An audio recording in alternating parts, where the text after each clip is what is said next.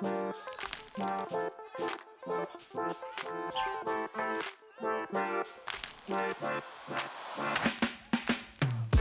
and welcome back to All My Life. This is SPO's podcast where we take deep dives into lifelong discipleship. Yes, My name is Emma and we have Ryan. We are co-hosts. We are hosting together. My name is Ryan. I'm the and co-host. we are ready. We are fully caffeinated. Yes, Ryan, I learned your choice of drink is Diet Dr. Pepper. And I'm not ashamed. I think sugar would kill me before aspartame would. I'm banking on that. Yeah. So diet. Yeah, sorry. Yeah. Mm-hmm. I disagree. I but know. You got to go real sugar. Have you ever had real sugar soda? Like not high fructose corn syrup, but like real sugar. Oh, I would love it. I would prefer it. It tastes better too. I actually love Diet Dr. Pepper is my thing. If it kills me, it kills me. Lord knows. Come, Lord Jesus. I know. Pray for me. And also we have Abe Gross today with us on the podcast. Thanks so much for being with us today. Abe Glad to be here. is with us at SPO doing all things worship, music. Yes. All hands on deck whenever we need them. AV. Worship director. Music director. Technically the title, yes. So, Abe, we learned something interesting about you. You said that your biggest non-regret in life was speech class. That's right. What is that? How Most is people's that possible? greatest fear. How is that your biggest non-regret? I mean, I think growing up, I had two huge fears, which were public speaking and singing in front of people. Okay. I mean, I think those were two of the things I was most and look afraid where you of. are now. I know, it's insane. That's like a lot of what I do. Actually, I don't sing in front of people as much as I used to. Yeah. But in large part, that's like what I do for my job. Because worship, you mean like worship leading isn't as much like singing in front of people as a performance? It's that, and it's no. It's like you're singing. I'm singing in front of people, and I give talks. Like that's what I do. Right. Totally. That's why we're wondering what the deal is. Why was I afraid? What happened? Well, no, but anyway, you were saying you don't sing in front of people as much anymore. No. Oh. Want to change that, but all right. Yeah. It's just part of it. We'll change that in a minute. Hire but tell Abe us, for your how is local that? Gig. Exactly. So, how is that your biggest non-regret? So, back to afraid growing up of speaking in front of people. I'm also getting assassinated. That's another weird one. You ever get afraid of assassin? Like someone is out to kill you. You've never had this before? When you were a kid, you were like, what if you grow up? I don't think I've ever been a big enough public figure to... No. But like, what if you grew up and then there was somebody that was after you? That would be scary. I have an irrational fear that I might just turn into oncoming traffic. Yes, I have that one too. Like, why don't I? Exactly. I don't know. I think everyone has that one. Yes. Why do you not go into the oncoming traffic? Why don't you? And so everyone has that. Why do you kind of think you want to sometimes? Yes. Can I tell you? Just that person that's running alongside of the road. Just like crush them. Right, yeah. I'm about to share something I've never shared with anyone. Okay, go. This will be public for the whole world, I know, Ryan. and no one will ever want to have coffee with me again. Oh my gosh. When I'm meeting with somebody and having coffee, sometimes I just want to dump it in their face.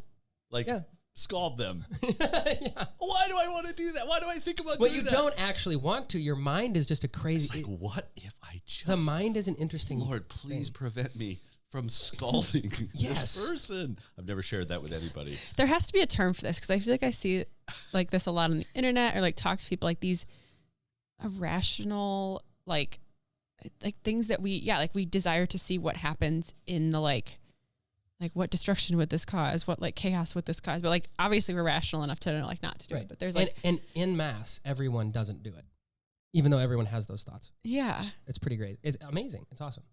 But I almost touched a stranger's head the other day too. Oh really? Just walking by. He was there and something made me think you should touch that guy's head. And I thought, he'll probably punch me. Like, did he have good hair? I don't know. Sorry, I gotta stop.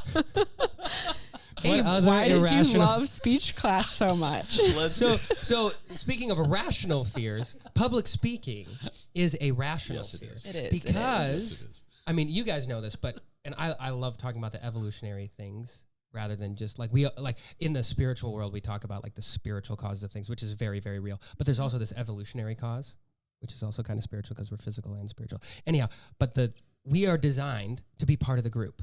And if I'm going to stand up in front of the group, to do anything, lead worship, give a talk, do anything. If I'm going to stand up in front of the group, the oldest part of my brain is the lizard part of my brain. I like to call it my lizard brain. Yep. My lizard brain tells me that I'm going to die. Yep. Because the group is going to reject me. Yep. And I'm going to be on my own, and I'm going to be eaten by savage beasts. And so my brain automatically, like your nervous system naturally shuts down. The spit leaves your mouth. You sweat. You have to go to the bathroom because you want to expel all excess weight so you can run away. Like, it's very natural to be afraid of public speaking, and I very much thought I was. And then, randomly, so I played sports all through high school. Basketball, baseball. Baseball was probably the main one. Basketball I was best adapted for. More baseball than basketball, just being 6'5". Yeah, I know. I somehow, especially at my school, baseball wasn't as intense, so there was that. And the second thing was, basketball, I got injured more. Mm. So I would end up injured, and then grueling. Yeah, absolutely. Yeah. So anyhow, one year I decide that during the winter I'm not going to play basketball. So I have all this time. So I decide on a whim with a couple of my buddies to do speech class after school. After school? It was an like after school. An extracurricular. It was an extracurricular thing. Yeah. And we just on a whim decided to do it. And I loved it. And I had no idea that I would love it, but I just loved getting up and talking. So was that I loved hearing the sound of my voice. I loved it. I mean, but more in making arguments, and like a lot of it was, it's not really argumentative, but you're making a case for something. Absolutely. And I just loved doing that, and I wasn't as afraid as I thought I would be. And so that opened up this whole world of like spoken word, argument, that whole world kind of opened up for me. And then in college, I did some more of that and ended up making it a large part of what I do for my job. So it's my biggest non-regret because, like, holy cow, if I wouldn't have done that. How long do you think you would have held on to that fear had you not done that speech class? I don't know. I mean, that could have persisted quite forever. A bit. Yeah, definitely. I mean, I think at some point, especially if everything else would have turned out the same, I would have been forced to give a talk at some point and probably found out like this is actually kind of fun. You might have had one of the grandest transitions. I mean, usually you hear a lot of people talk about being afraid of public speaking, but to so quickly sort of turn the other way, like this is actually amazing. You don't hear that a lot. No. It was a 180, like pretty quick. Yeah, for sure. So that's my biggest non-regret. I feel like I said another one, but it's gone now. That's a good one. Yeah. Yeah. Anyhow, there you go. So you do talk a lot in your job now, but also music is another big part of it. So, I mean, how long have you been playing? Yeah, like how far does that go back? I do not remember a time. I do not have a living memory where I did not in some way own a guitar. So as far as I can remember, I've had a guitar early on. So like 5-year-old Abe. 3-year-old Abe. 3-year-old Abe. Had a 2-year-old. Like I have pictures of me at 2 or 3 Sure. with this. Like it's a small guitar. I still have it it's at my parents' house. But it was like a little classical guitar, and it mostly didn't have strings on it, and I just hit it with like drumstick stuff. So I kind of started guitar drums at the same time because I would hit the guitar rather than play it and yell. Just the bang. Yeah. It just made noise, and that was fun. Yeah. I actually have to be careful. Like right now, so I have 3 little girls, and I have to be careful with my instruments now. So I'm the type of person that I'm kind of like, go ahead and use my thing. Like I'm not that precious with my instruments anymore, and I've had to realize like, no, these are like pretty valuable, and little kids just want to hit stuff and destroy it. Yeah. And so I'm like, yeah, you can like go ahead to the guitar, and then they're like pulling it off the stand, and it's taking a terrible dive, and I'm like, I should probably be more careful. Maybe not this one. Maybe I should find that kind of guitar for them so that they can have the same experience. But anyhow, yeah. So really, 3-4 years old, I had a guitar, and I was my parents actually met on the road. So my dad was in a traveling band, 9-piece full brass. They traveled for 3 years. So he was a musician, and then my mom was also a musician. She traveled for a couple of summers, and they actually had the same booking agent, and that's some of how they got to know each other. It was through this. They had kind of a musical common connection. And anyhow, so I grew up around. They loved music. They had music. There was instruments in the house. We all learned how to play piano. So I kind of begrudgingly did music at first. And then somewhere around 10, 11, I started to discover the guitar, that it was actually something I could do and play rather than just be forced to practice.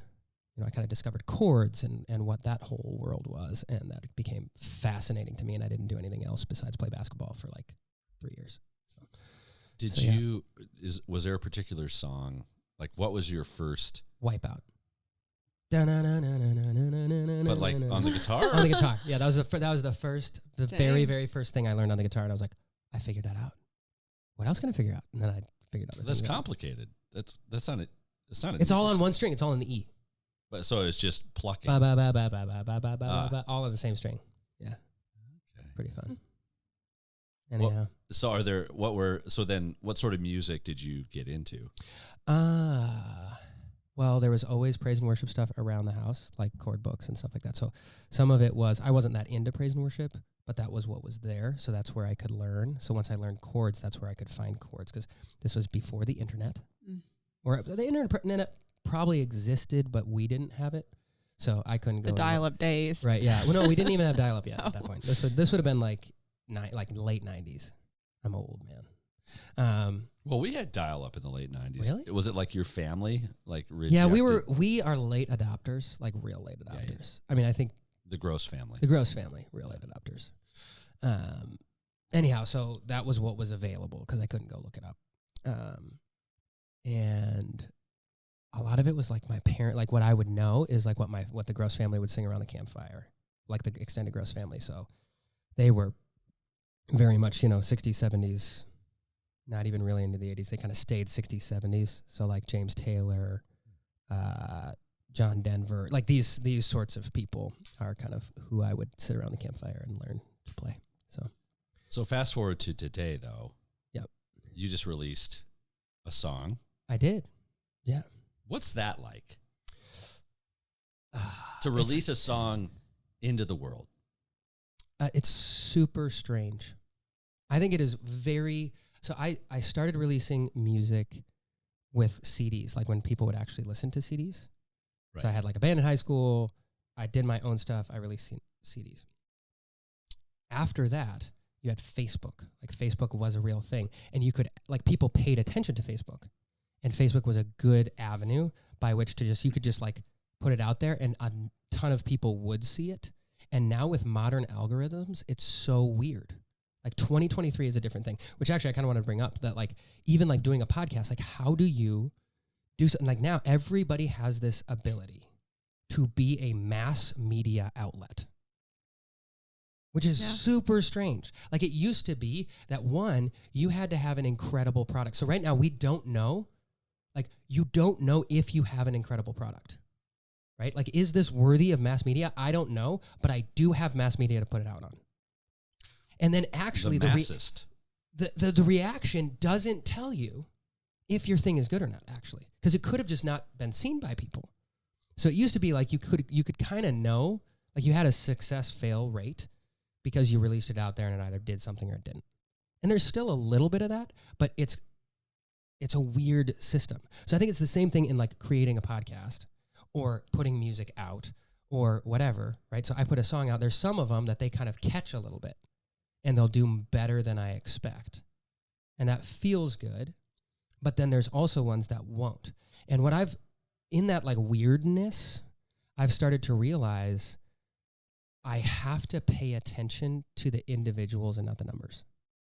So like it's tempting to be like, okay, how many people, like I'm sure you guys experience this, like how many people downloaded the episode, how many people have, like, where's the numbers at? Yeah. And how does that stack up against previous numbers, right? And what do we, and some of that is good and you want to double down on the things that are working. But what I'm doing recently, what I'm challenging myself to do recently with like releasing music is who is connecting with this? Who are the people who are connecting with this? And I'm always surprised and like reassured by that. It's like the opposite side. Like there's the one side of the social media thing. It's like this number, this statistic. This number, and you're crushed. There's no way. Well, not no way, but it's really hard. It's like 1 out of every 10 are like, I actually did I feel pretty good about that. 1 out of every 10 releases is going to be like, I feel pretty good. This was surprising. I had some good things happen. But then every other one is a little bit crushing and you feel a little stupid. You're like, why did I do that? And why am I mass mediating? I don't even know if my thing is good. Like, why am I putting, there's all these questions that come. But then when I see like, oh, this person and this person and this person and this person both listened to it and then listened to it again and enjoyed it and talked to me about it, and I'm interacting with people. Well, now that's the good side of social media, right? Mm-hmm. And that is the challenge for me to continue to do it, despite 9 times out of 10 feeling disappointed about it, which is a good, like, that's 90%. 90%. Like if you just looked at the numbers, right? That could be quite discouraging. Oh yeah, in terms of what your relative to your expectations, right, totally, or hopes. Yeah, I mean, and I think no matter what you do, like I think we're talking about releasing music or doing a podcast. Not everybody does that, but most everybody posts something, and I think there is that feeling when you put something out there, even if it's just a picture or just a video or just a snapshot of your day. Like you made that reel or TikTok or whatever it is, and you expect some sort of response that doesn't have a definite number, and you're probably going to be disappointed if you look at the response. But if we're looking at the person, did somebody interact with me as a result of this thing? There's a lot more fulfillment, at least for me. Anyhow, it makes it worth it. I have found in podcasting, it's asynchronous. So we're having this conversation. Right. We will put it out into the world. Other people will interact with it, and we never observe that. Right.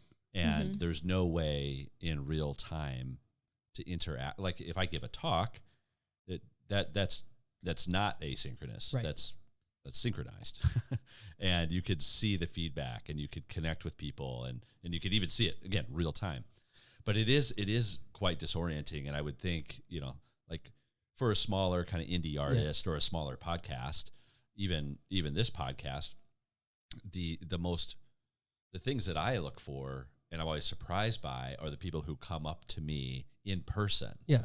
And share like, oh, that was really helpful, or hey, I was really inspired by that, or that was really cool. I actually don't see a lot online, but it's actually the personal interactions. And those are so, like, that is so encouraging. Because again, smaller groups, or just if you don't have the reach, you don't hit a critical mass where you're getting like consistent feedback, even negative feedback. You're just getting nothing. Right. And yet you still are making the thing. It's a tremendous amount of effort. What is the value? And so so it's easy to like feel like, what are we doing? What are we doing? Right. What do you think we're doing? And why is it? Why in terms of creating something and putting it out? Why not just create for itself and not share it? Let's say. Okay, this leads right into something I've been thinking about, which is get into it. Okay. Over and over, especially in the Old Testament, the Lord constantly is telling the Israelites, remember what I've done. Like, this is important. Put a stone in the ground. Like, that's a thing. Remember the thing I did about Ebenezer? Right? Like, an Ebenezer, it's a stone. There.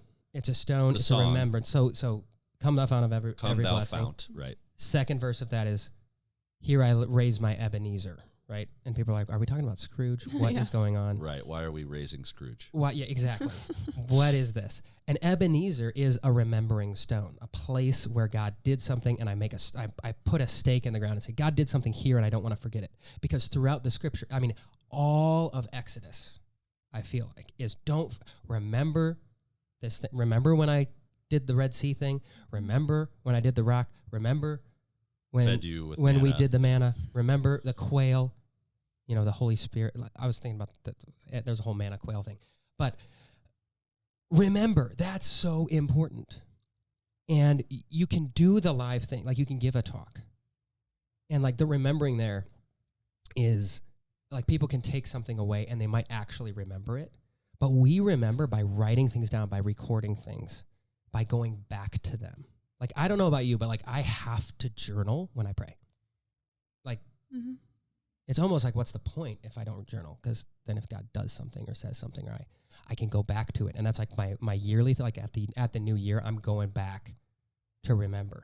And so this, like, why record something? Like, why do a podcast? Is to hopefully, like, God is doing something and God is working and we can remember it. And so that's, I've been on this about, like, so many of the things that we do, like in worship. Why would we record a worship thing? Is it so that we can be the next Elevation Church? Look, no. Actually, that's not the point. The point is to remember what God did and experience it again later. Because that is very scriptural.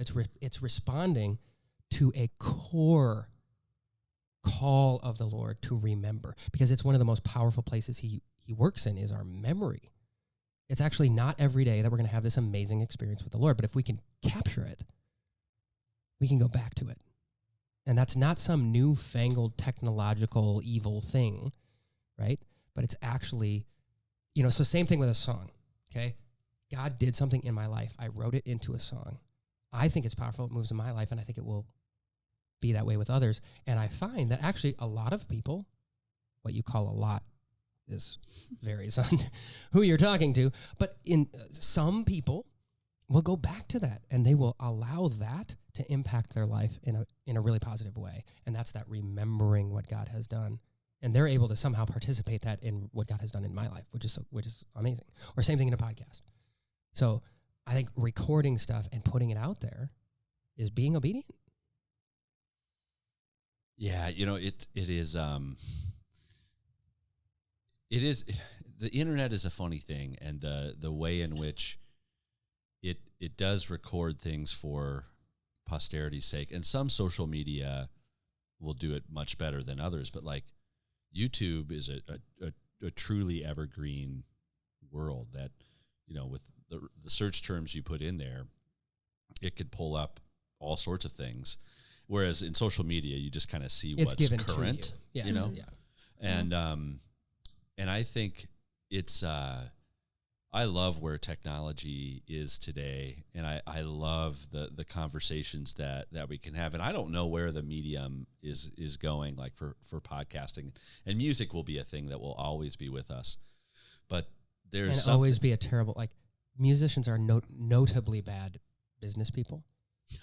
So I feel like it's always behind. Music is always trying to catch up with, like, even podcasting or video or whatever. It's like musicians can't figure it out. It's hilarious. It's bad. But it is amazing. We literally do have mass media power at our fingertips. Everyone does. I mean, when I didn't take a major in communications, but I did take a mass communications class in 1995. The internet wasn't a reality. There's no such thing as social media. I would have had no thought at all that anything in that course I would have had anything to ever do with. Right. Television, radio, maybe, but like big radio, mass. And here we are on our phones, and you don't even need a fancy microphone. No. The camera and the microphone on your phone, right, is enough. To be a mass media production company. If you think about it, you have an incredible camera and microphone in your phone. That's it. That's what I'm saying. Right. Like exactly. They're actually, like, we're better miles beyond. Like, better than the best camera, the best digital camera you could buy when digital cameras were first back in the day. Oh my gosh, they're insanely good. So it's a wild thing, and I think part of it is like knowing that we have this potential to reach millions, but also being okay with reaching who God wants us to reach. Yes. And being faithful, not for everybody. Everybody doesn't have to post and to create things and to put things out there, but for the creative, it is a challenging place. But that's it. That's it. You do, like, it's built to be like mass media, but actually we have to be okay with it not being mass media. In fact, being quite It's just mini. It's kind of Mini my media. friends and family, and then like it's always like, do you get the the people like number 2 city for me last month was Brazil, was Rio de Janeiro. Right. I don't know anybody in Rio de Janeiro. It's amazing. It's awesome. So there's like an element of it that's like, oh, this can get way bigger than just sending a letter used to be able to. But I have to be okay with the fact that the large part of it are people that I already know. Yeah. And that's okay. And it's still worth doing, even though it's not going to be a viral mass thing. Yeah. It's going to be a small thing, and it's still valuable. Amen. Well, speaking of that Ebenezer stone of remembering what God has done, can you share of the most recent or a recent experience of God or something that God has done that really did deeply impact you, that did change your life, that's worth kind of putting a stone in the ground and remembering? Is there any experience that comes to mind lately in your life? Speaking of that. Yes, I mean, one of Ebenezer. the recent ones is like diving into that idea of, wow, recording things, the media thing, the creative thing has value that's shown in the ancient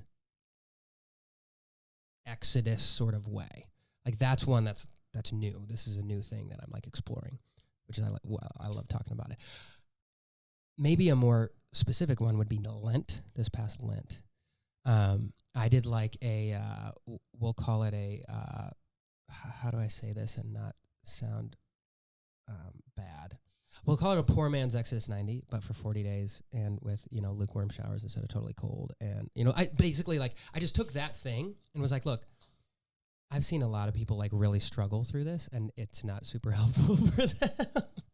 Sure. And so how about we figure out what we can, but I see the good in it. So how about we figure out what can I do that I'm actually going to be faithful to?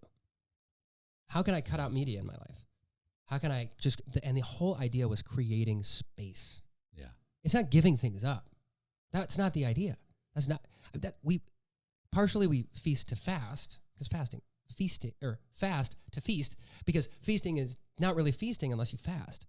Fasting isn't really fasting unless you feast, right? So there's that combo. So we do that, but we also just create space for the Lord to work. And so that was where I went after this Lent, is how can I create space for the Lord to work? And we, my family, we didn't all do the same things, but we had an amazing Lent, just because there was more space for us to connect with one another, and there was more space for the Lord to work. And I feel like there was also all sorts of opportunities and things that came that maybe I would have missed if I wasn't as attentive to creating space for the Lord. So I think I'm not really talking about exactly what he did, but just that whole mentality, I think, was a shift for us in how are we approaching our family life and how are we approaching Lent, not just as this thing that we do kind of once during the year and we get through it and get over it, but we really entered in and we're able to experience the Lord and make space for him and then say, actually, we want to keep doing this. Not in the same way, right?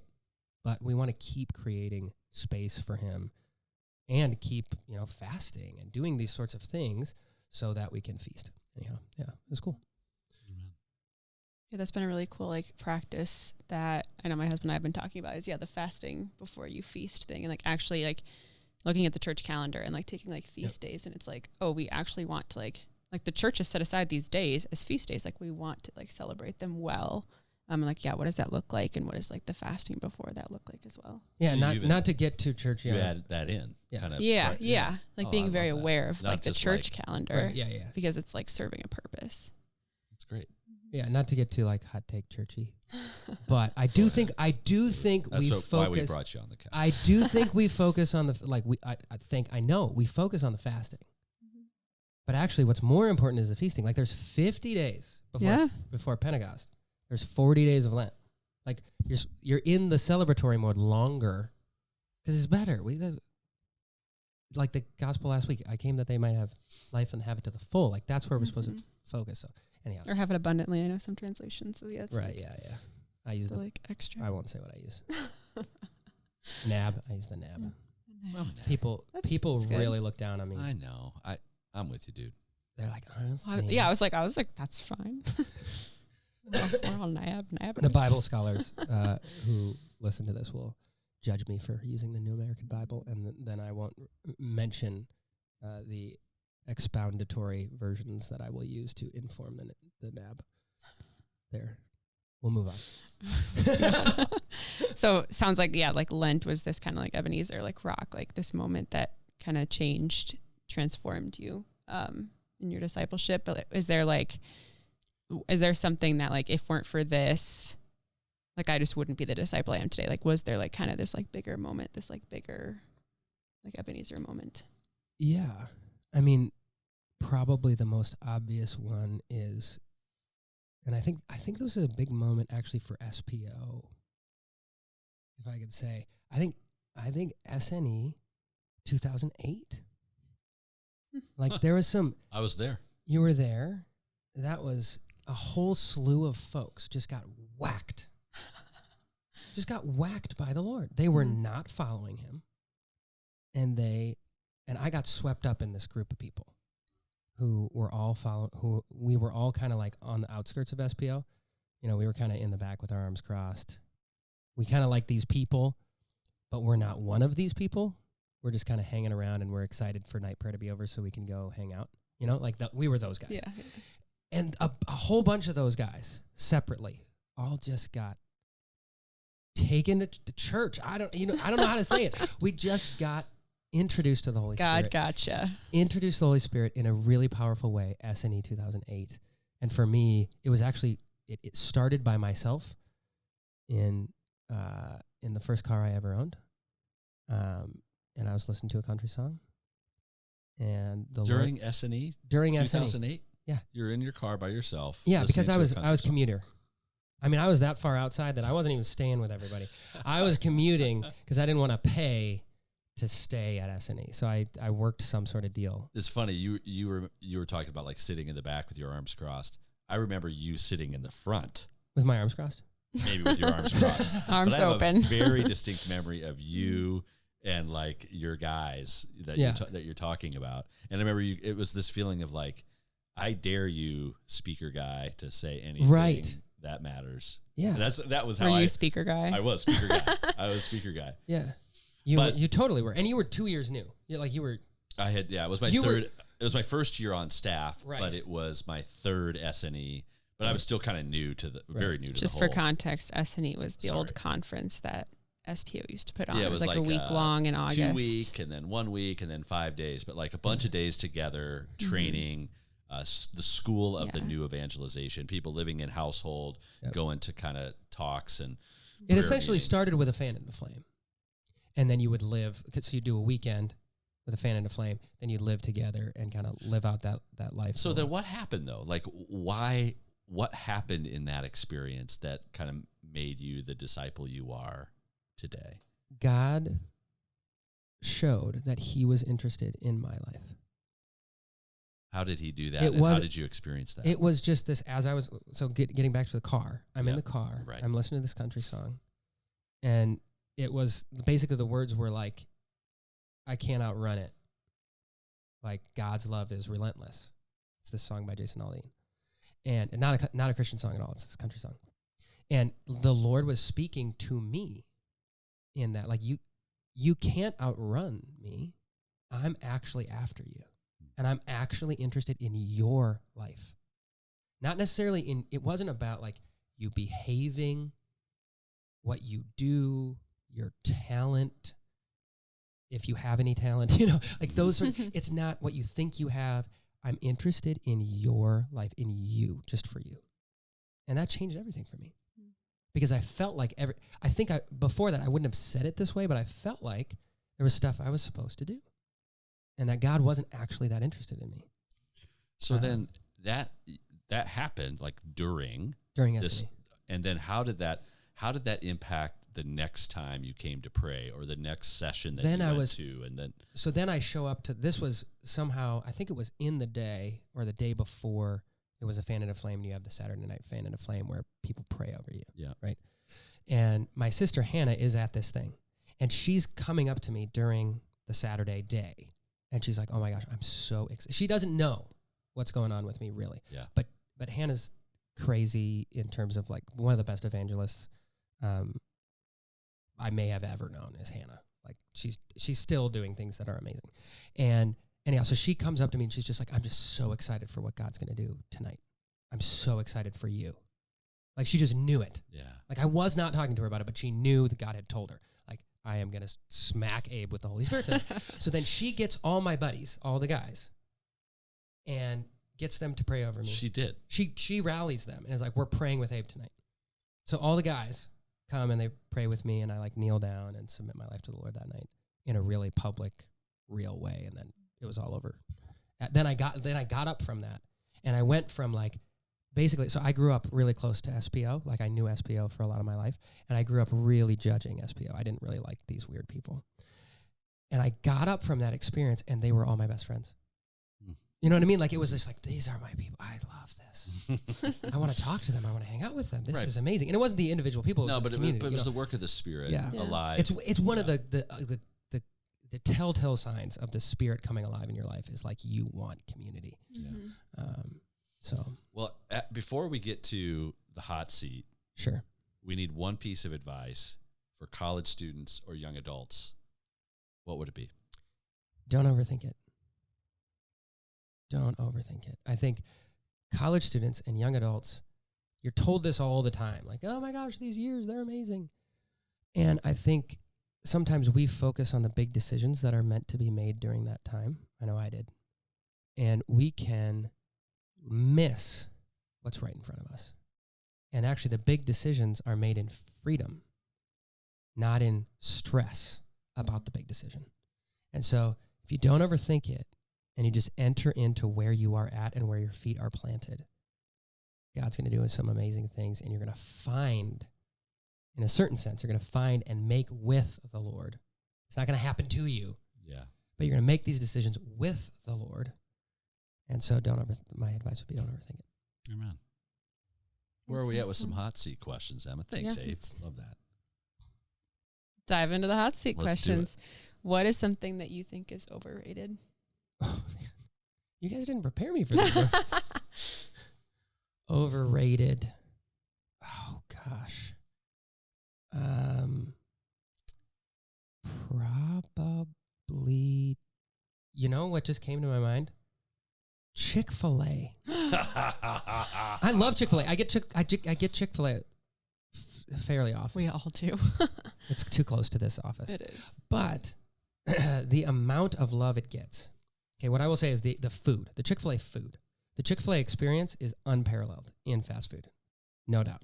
Mm-hmm. But the Chick-fil-A food itself, it's really just the sauce. There's the hot take. It's mid. It's mid.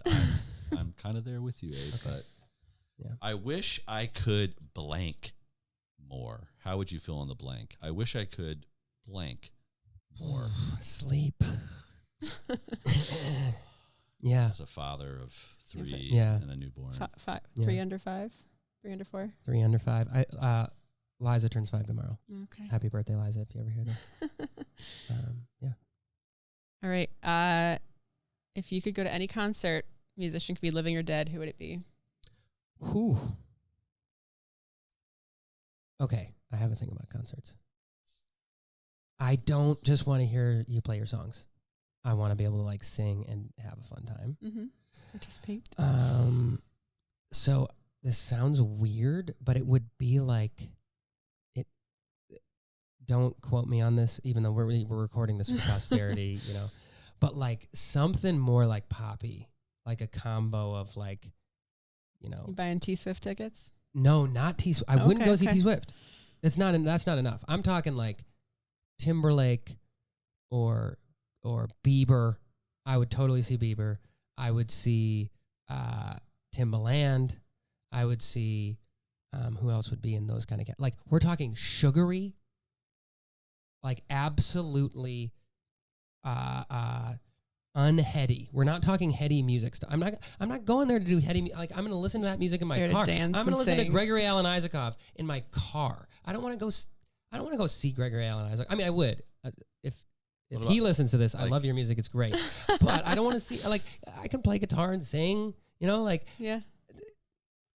it doesn't seem that great, but like somebody who can like do the sugary pop thing and give you an experience, and like it's showmanship, right? Like concerts are showmanship, and that's where it's moved. And so now it's like I want to go see a show. I don't want to go see a good musician. So anyhow, yeah. Sorry, that was too harsh. Last one one I'm getting judged for my popness. It's just been wiped off the board. Oh, really? Yeah, we're so over time. No, the Lord just says it's time.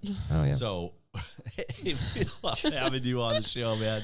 Seriously, thanks so much for sharing your life, your heart, kind of God's call on your life with us. Yeah. We're so grateful to have you on the show. Thanks for having me. It's great. You can catch us a bunch of places. YouTube. Hello, camera. Apple Podcasts, Spotify. All the podcast places. Ask a friend, share with a friend. Tell your enemies. Love your enemies while you're at it as them. well. Rate, review, subscribe. Smash that subscribe button. Or that follow button now. We'll see you next time. Thanks, Abe. Thanks, guys.